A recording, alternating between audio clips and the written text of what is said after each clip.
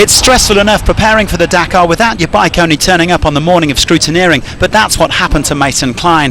His brand new Covey was delivered just before Christmas, needed over 100 hours of work, then got stuck at the border for 5 days, but the American's still aiming high.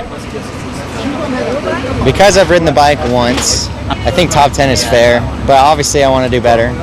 I want to have fun, and for me, fun is doing good, so let's do it. Fear not, Mason fans, he was able to get going in today's prologue.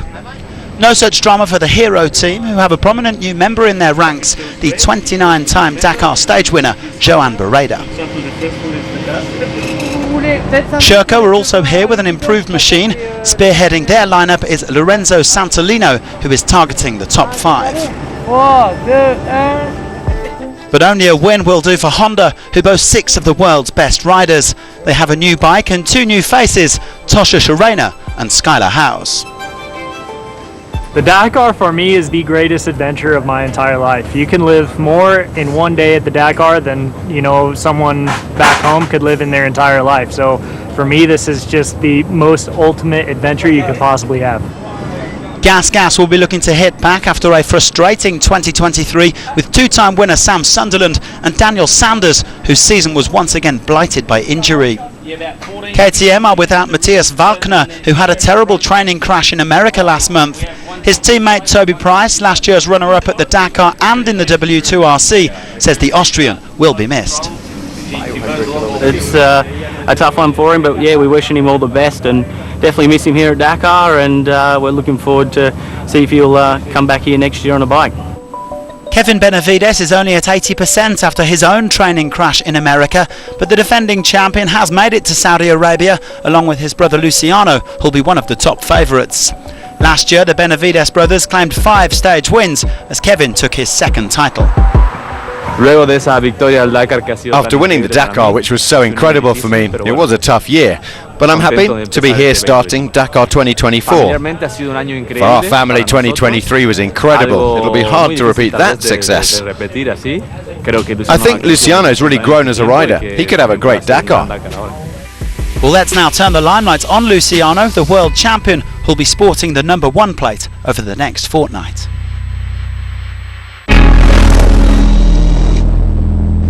I feel I've become a special rider now, with a different mindset, a different maturity, with more experience, with a different way of seeing the stages and the challenges to come. With more confidence as well. Yes, I've changed. I believe that confidence is super important. It's the key in this sport. I feel I have a lot of confidence. This year was incredible for me. I was the rider with the most stage wins on the Dakar, and I won many more in W2RC. I believe that confidence is what enabled me to do that leap that I needed to do. It gave me that touch of confidence, and I'm making the best of it this year. And it all started in 2018 when young Luciano took on his first Dakar.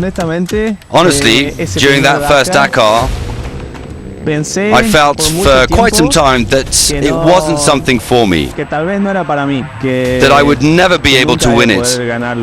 I felt that it was almost impossible to reach that highest level. In 2018, when I first started, I was very young, and I was like the brother of. I was always in the shadow of Kevin. I never thought I would be at his level. I felt that I needed to show the world that I too was good.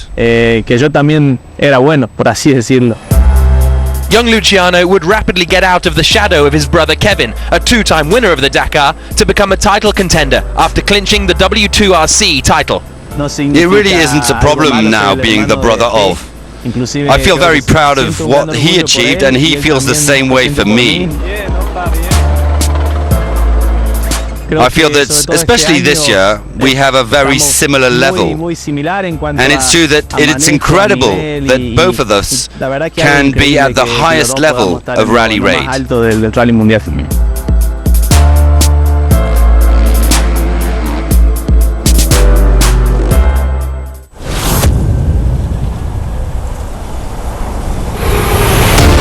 Today's prologue is only 27 kilometres, but make no mistake, it'll be tough out there. It's longer than usual, with lots of changes in direction and some tricky navigation. The times will be taken as they are in the bikes and quads, instead of being multiplied by a coefficient of 4 or 5, like in previous years.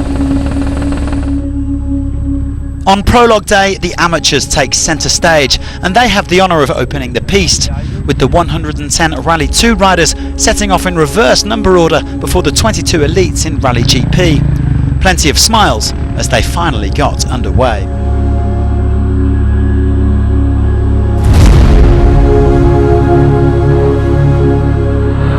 Now, yesterday Skyler House told us the Dakar is the ultimate adventure, but he unfortunately suffered a major misadventure today, crashing heavily, breaking his road book and losing over 5 minutes. The American hasn't had the best start to life, with Honda having already crashed out on the prologue at the Rally du Maroc. No, it was really not a good start for me. I hit one camel grass and had a big crash, and then my road book stopped working, so I had no road book. Super unhappy with the start of this, but again, we still have 14 more days, so anything can happen, but tomorrow is going to be a long day.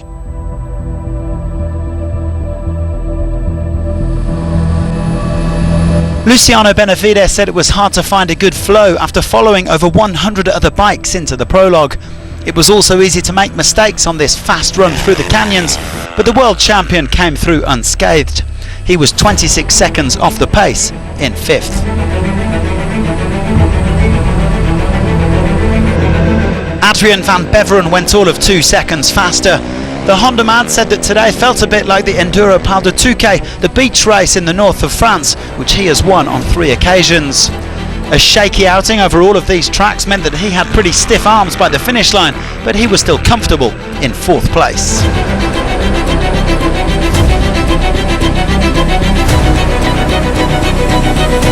Ross Branch was the highest placed of the hero riders today, as his new teammate Joan Barreda suffered a minor crash. The Kalahari Ferrari said these sandy tracks reminded him of being back home in Botswana. He was 19 seconds down in 3rd, saying that you can never really afford to ease off in the Dakar. Everybody's going so fast these days, so for sure you have to go as fast as you can possibly go for these 27Ks. Nice short stage for us, but really on the limit. So, you know, it's good, but it's also risky for the first day of Dakar. But I'm happy here in one piece. Good to get the nerves out the way. Tomorrow is going to be a long day, so really excited. Back in April, Daniel Sanders took his first overall win in Rally Raid at the Sonora Rally, but a month later he broke his femur on a training crash at home in Australia. The Gas man hasn't raced since, so he's had a tough build-up to the Dakar for the 2nd year running. Still, he knows he can be quick and showed it today. Despite struggling a little bit in the soft sand, he was 2nd, only 12 seconds down.